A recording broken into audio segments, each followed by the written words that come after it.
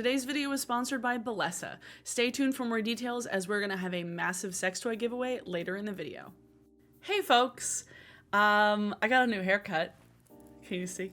It's like a proper like shaggy mullet. I have a lot of dry shampoo in it right now, so there's that. Today I wanted to talk a little bit about this phenomenon that I've seen going around the internet as of the last couple of months of the teenage girls in their 20s or teenagers in their 20s. I've seen it a lot having to do with music, having to do with moving out, just a lot of different places where that phrase has popped up.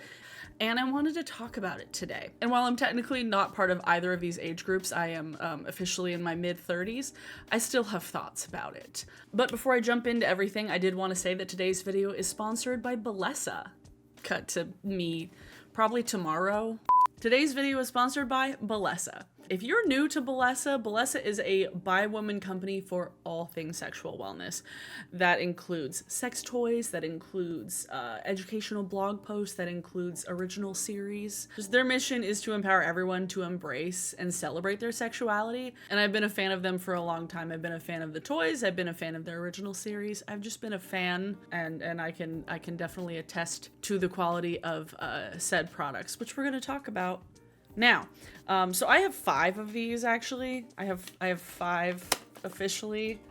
You know, sometimes you need a different toy, whatever suits your mood, whatever floats your boat. I will say probably my favorite ones are the Pebble, which is a more discreet kind of clit suction toy.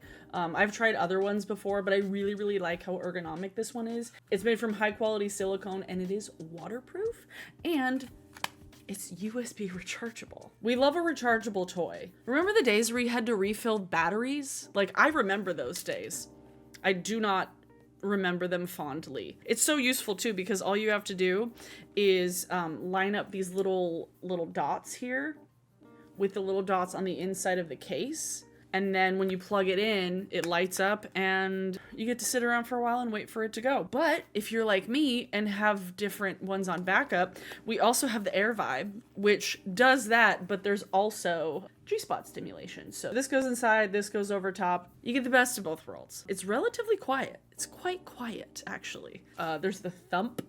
This one has suction, it has thumping, and it has vibrations. So there's 3 things in one. Again, very ergonomic. It's so easy to hold. It fits in your hand perfectly. And I don't know about you guys, but sometimes my hand can cramp. Now, if those clit suckers do not float your boat, do not meet your needs, we have the Demi Wand, which is good for all types, all kinds of bits. It's very simple. There's no annoying patterns, and it works really. It's also not very loud.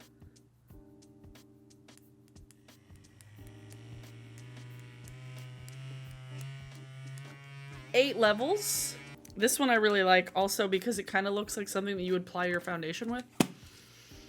So that's helpful. My other favorite toy that I have from them is the Thrust, which is probably their most researched product. They got a ton of market research from their audience, from customers, and created this. So this one has patterns, but it also...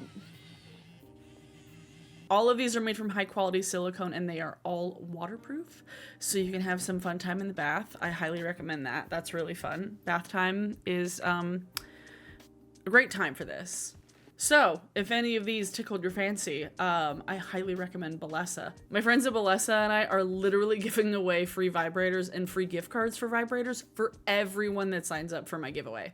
So check out the link below to enter into a giveaway for free sex toys or free gift cards for everyone who signs up. I definitely recommend them for all kinds of sexual wellness needs. Thanks to Bellesa. Everyone click the link below in my description. Now let's get back to the rest of the video. Hi, welcome back to the past. So this phrasing of a teenage girl in my 20s, where I first saw it was a TikTok where this girl was, I think, moving out for the first time and her parents were helping her out. And she was like, oh, well, just having my parents help me move like a teenage girl in my 20s. It got a lot of weird backlash, actually. It was kind of weird. Some people were saying, like, oh, well, why are you infantilizing yourself? And then it brought up a lot of discourse about, like, oh, having parents that still love you and still, like, want to be there and support you. And then it started popping up in relation to, like, the Eras tour with Taylor Swift's tour. It's like, oh, it's a big day for teenage girls in their 20s. And then Olivia Rodrigo's album came out, and a lot of people were saying that this is very much music for teenage girls in their 20s. There's actually been articles written about it.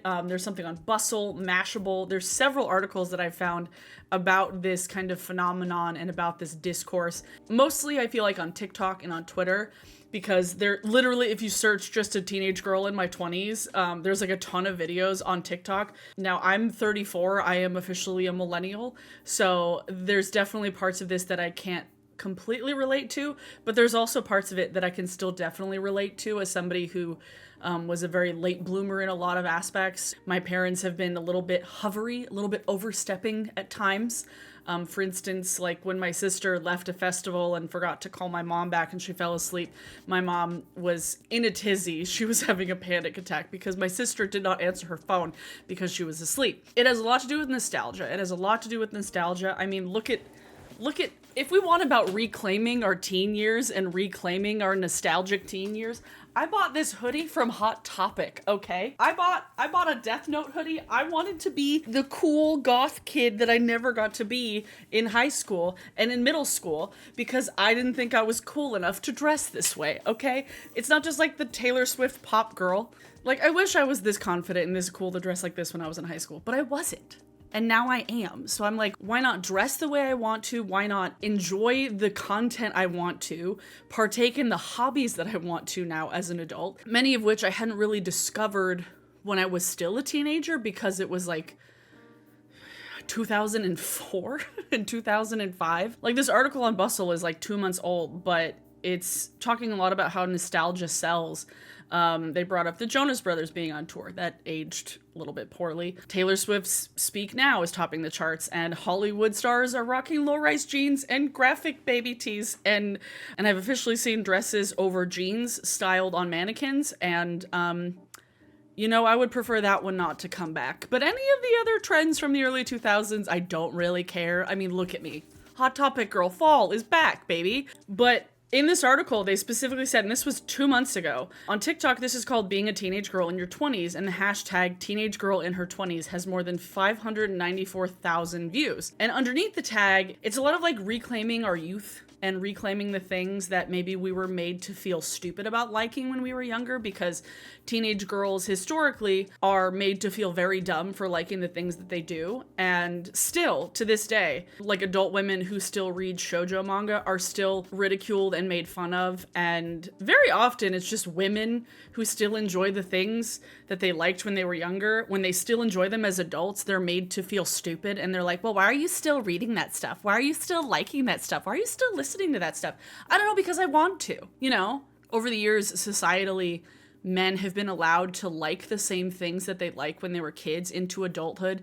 They're allowed to like comic books. They're allowed to like sports. They're allowed to like building Gundams and stuff. Like, there's so many male-centered hobbies that they don't get any flack for as adults, in the same way that women get flack for the hobbies that we like as adults that are maybe considered juvenile. So this teenage girl in her 20s thing, I'm actually so here for it, because it's a way of enjoying and recognizing that we could still like the things that we liked when we were younger, while also, I think, for at least for the older folks, older 20-somethings, it feels kind of tongue-in-cheek, kind of pointing fun at the fact that our parents for so long kind of didn't let us grow up and didn't let us kind of stand on our own 2 feet.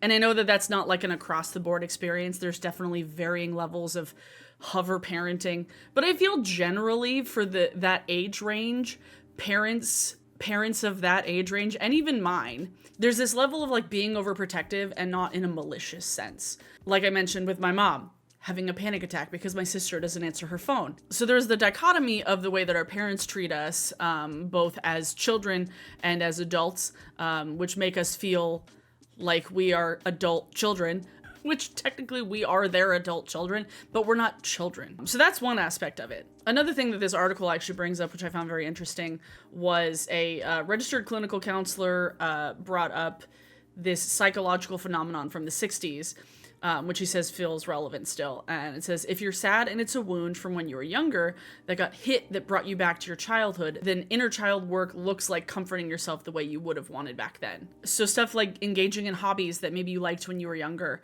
or finding things that bring you comfort and nostalgia for a time when you were maybe not made to feel so responsible. It's healing your inner child in a way that's fun, in a way that you can feel kind of a community and a camaraderie, especially around music. Like, I started listening to Olivia Rodrigo's sophomore album, Guts, and I really, really love it. Like, it's so good. And I forget that she's 20 years old. People were like, oh, this is a great album for teenagers in their 20s. And I was like, honestly, that's kind of accurate, but I don't feel like that's a derogatory term. I think some people are using it in a derogatory way. She's having a good time with the music. I feel like she's getting a lot of random criticism from music critics who think way too highly of themselves, which is very frustrating because it's just like, let young women make music that they have fun with. Like, why do we have to hyper criticize everything? It's like men in their 40s are saying like, oh, I don't really like Olivia Rodrigo's album. Well, it's not made for you, sir. It's not made for you. It's made for teenage girls and teenage girls in their 20s. I wish that more people would just like let people have fun. People are comparing her to Hayley Williams, and it's like, why are we comparing them? First of all, like, why? That seems pointless. Again, it's a thing where teenage girls and things that teenage girls like are made to feel stupid and useless and silly for. That now as adults, we can do whatever the heck we want. That's the beauty of being a grown-up. Yeah, I can go buy the sugary cereal and I can listen to whatever music I want. Okay, I don't have to ask my parents for the sugary cereal. And one other thing that I feel like is pretty relevant to this phenomenon is, unfortunately, COVID. Particularly relevant for younger women and younger folks who are maybe under 23, who would have been in college during the pandemic, because even for me, like, I noticed myself kind of regressing back to a point where I wasn't nearly as confident in myself, back to a point where I wasn't as sure of myself, back to a point where I was like, I wasn't as outgoing. I was a lot more like anxious and nervous, and I still struggle with that. I still suffer with that. And I'm 34, okay? I can only imagine how it is for somebody 10 years younger or more than me. The people who would have been in college, the people who would have been in their final year of high school, during those formative years of your very first years of adulthood, they didn't have those experiences. You're stuck inside, whether or not that's with your family or that's with your partner or you're living at school or you somehow had your own place. So many of those experiences that you would have had either in college or just out living life at a job at that age, you didn't get to have because of COVID. So you have a lot of people who have kind of stunted emotional growth. And I'm not saying is like a way to like rag on people, because like they can't help it. Nobody can help. Like I said, I have reverted back. But you have a lot of people who would now otherwise be getting out of college, going and finding their first job, maybe moving out of their parents' house. They don't have that now. So you have these people who technically are adults, but don't feel like it.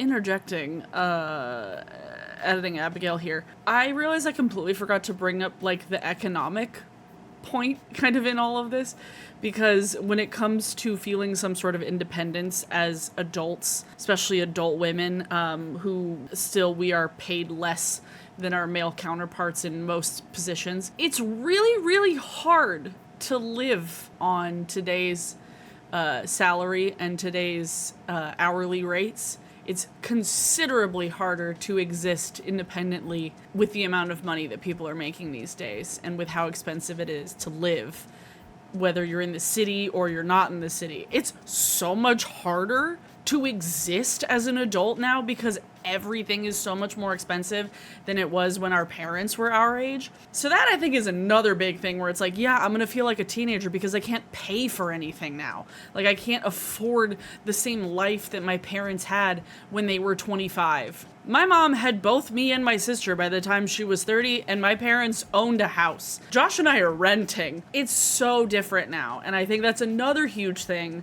that kind of contributes to the like feeling like a teenager in your 20s, because financially you kind of still feel like one because you're not paid what you're worth in any job, like across the board. Like the inflation, don't even get me started. Don't get me started. I'll just get sad if I keep talking about it. But I felt like that was an important point to bring up because everything goes back to the economy. And everything goes back to capitalism. Everything goes back to capitalism. Am I wrong? Okay, back to the video. I'm just looking at these tweets. Guts by Olivia Rodrigo is the most devastatingly beautiful album written specifically for teenage girls in their 20s. So grateful to have Olivia Rodrigo making music to soundtrack my teenage years. Parentheses, I am in my mid-20s. And honestly, I love that. That's so funny. Honestly, it's so relatable. Like, it's so relatable. This one was my favorite. I need to know what early 2000s teen movies Olivia Rodrigo watched, as she made an album that could quite replace virtually any of their soundtracks without sounding out of place. Yes. I don't know. I'm not mad at it. And I'm 34. Sometimes I want to feel like a teenage girl. Sometimes I don't want to have any responsibilities. And I just want to make hot chocolate and, like, I don't know, watch cartoons. Sometimes I just want to not have to be an adult. Like, obviously there's things that I have to do, like pay my bills and make sure my car runs and go to work and drink water and sleep. When it comes to my hobbies, like, why is it that people need to, like, when you hit 25, are you supposed to automatically just, like, I don't know, watch talk shows and play golf? Like, what? One of my old YouTube pals, Laura Nuzeth, who has a podcast called Shoujo's Bizarre Adventure, which I love the title of. It's about manga and anime. Her and her co-host, they've talked a lot about how adult women who like things that are traditionally, like, younger interests, like gacha games, like video games and manga and anime, they're made to feel bad about it by younger people sometimes. You'll have like teenagers being like, at your big age, you're still doing this. It's like, who cares? At your grown age. At your grown age, yes. The amount of like ageism I've seen on TikTok about being in fandom spaces is incredibly gross. It is. I feel like female creators just get it so much worse. If we're gonna give people crap for liking things that are childish, let's at least have some gender equality, okay? Like, let's at least have some equality across the shaming of adults for liking things that are maybe technically childish, okay? Thank you. What is the moral of this video? There really isn't one. I just wanted to talk about the topic because I found it fascinating. And seeing it in varying places when it comes to like fashion and music, and then just like being an adult and like life experiences, it's interesting. And I wanted to talk about it. So because I really like the record, we're bringing back Song of the Day because I've been really, really lazy when it comes to that stuff lately because I haven't been filming as often. But Vampire from Olivia Rodrigo is your Song of the Day. Actually, that whole album is really good. She's just having a great old time. And I am so here for more guitar-led, like pop punk. I love it. I love it so much. We do need some more pop punk idols because pretty much most of the people that have been on the Warped Tour circuit for the last 20 years have turned out to be awful people. So we need some new pop punk folks, okay? So I'm so here for the ex-Disney star making pop punk music. I am so here for it. And the people making her feel bad about it, I'm like, what is wrong? Who cares? Like, literally, who cares? Teenage girls have an insane amount of power when it comes to pop culture and media. And I would really like for people to stop making them feel stupid for the things that they like. Because, you know, everybody likes something stupid sometimes. So, God, I love my hair. I'm obsessed with it. in the comments below what your thoughts are about this topic, because I was so interested in it. I'm like, I love this. I love talking about this stuff because there's so many layers. It's like an onion. So much nuance to it. About nostalgia, about COVID, about hover parents. You know, there's so many things that contribute to adults not really feeling like adults half the time. If you would like to follow me on any of my other social media, my Instagram and my Twitter are both Abers07. My TikTok and my Twitch are Abers without the 07. I stream on Twitch Thursdays, Saturdays, and Sundays, and maybe Tuesdays coming up. Maybe not in October because I got a lot going on in October, but maybe after I'll have some more streams weekly.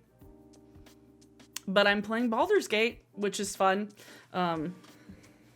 I got a D20 at the wedding I photographed the other day. One of the party favors was a D20. It was really, really cute. It doesn't want to focus. There we go. There we go. Yay. I hope you guys are having a good day, a good week, a good month. I'm feeling better. I like my haircut, and I have a cool Death Note sweatshirt. Oh, look! There they are! Hey! I need to organize this and clean this, and then I'll film a manga shelf tour. I promise. Okay. And once again, thanks to Bellesa for sponsoring today's video. You guys should definitely go check out the link below. This is another thing that you get to enjoy as adults now. Adult toys. Okay, bye!